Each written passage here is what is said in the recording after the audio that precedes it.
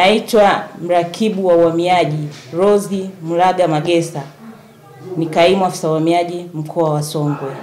Idara ya uhamiaji mkoa wa Songwe inatoa taarifa kwa umma kuwa imefanya operation maalum kuanzia tarehe 29 mwezi wa 10 mwaka wa 2025 mpaka tarehe 21 mwezi wa 11 mwaka wa 2025. Operation hiyo imefanyika katika nyumba za kulala wageni pamoja na maeneo mbalimbali ya mpaka wa Tunduma na kufanikiwa kukamata wahamiaji haramu wapatao 40. Katika wahamiaji haramu hao 31 ni raia wa Ethiopia ambao walikuwa hawana hati za kusafiria na walifikishwa mahakamani na kuhukumiwa.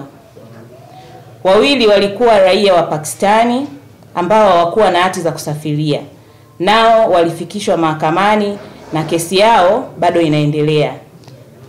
Aidha, idara ya uhamiaji pia imeweza kuwakamata raia 7 wa Pakistani kwa kukiuka masharti ya visa zao walizoingilia nchini.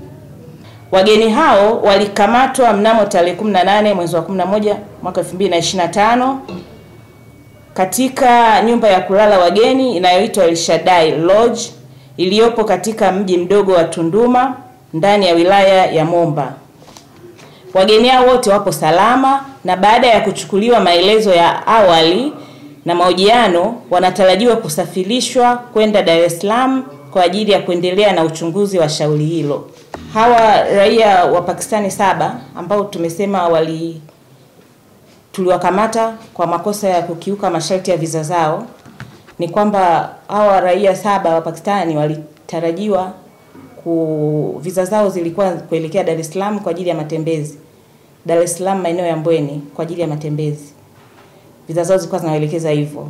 Lakini wao wakakiuka masharti na kusafiri mpaka mkoani Songwe kwa ajili ya mambo mengine. Kwa hivyo hayo ndo makosa yao na tuliwakamata kwa sababu hiyo. Masharti yamekiukwa. Na ndio maana tunasisitiza kwamba raia wote wa kigeni waweze kufuata na kuzingatia masharti ya visa zao au vibali vya ukaazi. Pindi wanapoomba wazingatie masharti yao. Kama wanatakiwa wameomba kwenda Dar es Salaam, basi wakae Dar es Salaam. Kama wanafanya kazi sehemu zozote au mkoa wote, wazingatie masharti ya visa zao. Idara ya uhamiaji mkoa wa Songwe inatoa wito kwa wageni kuzingatia matumizi na masharti ya visa na vibali vya ukaazi wanavyopewa wakati wanapoingia na kuishi nchini ili kuepusha uvunjifu wa sheria na usumbufu.